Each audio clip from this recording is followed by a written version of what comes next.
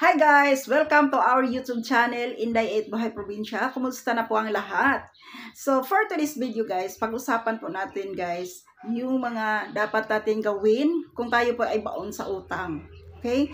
Kasi guys, hindi natin alam yung mga problema po, bawat isa sa atin. Kanya-kanya ang mga problema. So, kung gusto mo ito guys, mga tips ito kung paano ka makalabas sa pagkakautang, yan, kung paano mo ito malampasan, kailangan panoorin niyo po ang video ito.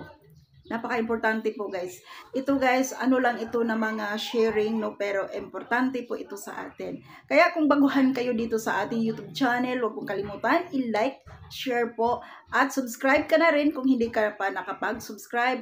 And then don't forget to hit the bell button for notification para ma-notify ka sa next nating mga videos.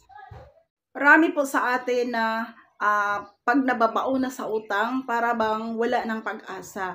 So, ganito lamang po guys, no? Mga ano lang ito guys, sharing po. Importante dito guys, huwag po tayong mawala ng pag-asa. Okay? Alam naman ng Panginoon kung bakit nangyayari sa iyo yan. So, binigay sa iyo yan kasi kaya mo yan. Alam ng Panginoon na malampasan mo yan. Importante dito guys, tumawag po tayo sa Kanya. Kasi hindi natin alam, may purpose ito. Okay? Bakit nangyayari? Kasi sino ba talagang gustong babaon ng utang? Di ba po? Wala. Okay? Kaya dumating sa iyo yan, kanya-kanya po ang maistorya sa kinabuhi natin. Kanya-kanyang istorya bakit nagkaganon ang pangyayari. Kaya guys, no, importante yan, kung may pera ka ngayon, kumikita ka pa ngayon, kailangan magiging higpit ka sa pag-handle ng pera. Wag mong ubos-ubusin yung paggastos ng iyo pong pera. Kailangan mayroon kang itatabi kahit pa konti-konti lang. Kahit sa kinikita mo na 1,000 pesos, for example, sa 1,000 pesos mayroon kang itatabi na 5%. Okay? So makakatulong po yan guys, no, para baga sa ano guys, malabas ka sa problemang iyan. Guys, ramdam ko po ang iyo pong yung ramdam ko po kung ano yung naramdaman mo ngayon. Okay? Kaya wag nating kalimutan na tumawag sa ating mahal na Panginoon kasi siya talaga guys, hindi tayo pabayaan. Magkakaroon niya ng solusyon, maniwala ka sa akin. Magkakaroon niya ng daan para ma-solve yan or malutas yung problema mo na yan. Kaya guys, please po, be strong and then tawagin natin ating Panginoon. Tawagin natin si Lord na tayo po ay hindi pabayaan. Mostly guys, wag po kayo ma-stress. I mean, ang iba kasi guys, baga sa ano, yung iba gumagawa po ng hindi maganda. Mas lalo pong magkakaproblema po. Okay? So, habang may buhay, may solusyon yan. Okay guys? So, be strong. Be strong po. Ayan. Again, be strong. Tawagin natin ating Panginoon, think positive always, and then hilingin po natin. Guys, napaka-effective po na prayer. Yung madaling araw talaga. Tawagin mo si Lord. Bibigyan ka niya ng daan. Bibigyan ka niya ng solusyon. Kung paano mo ito malampasan, paano mo ito balutas.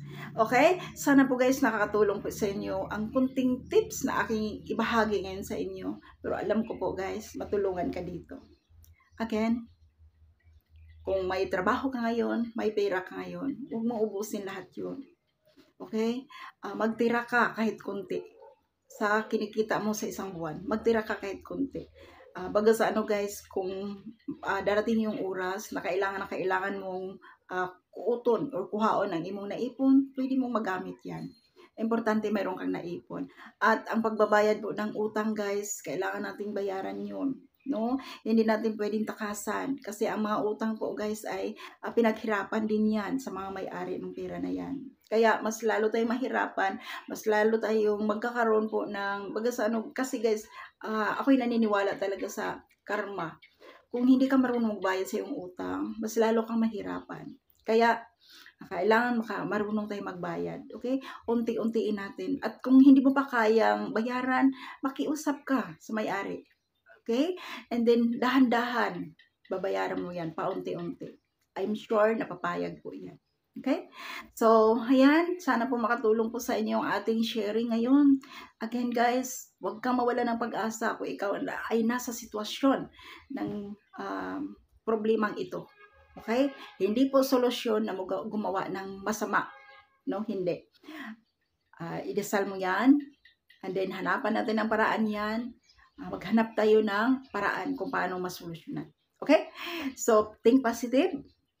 Importante, isipin mo yung positibo po. Maging positibo ka para may darating sa'yo na opportunity. Okay? So, yan lang po guys. Maraming salamat po. At hanggang sa susunod, ayan, kita-kita po tayo. Mag-ingat kayo palagi guys. God bless everyone. I love you all. Bye-bye.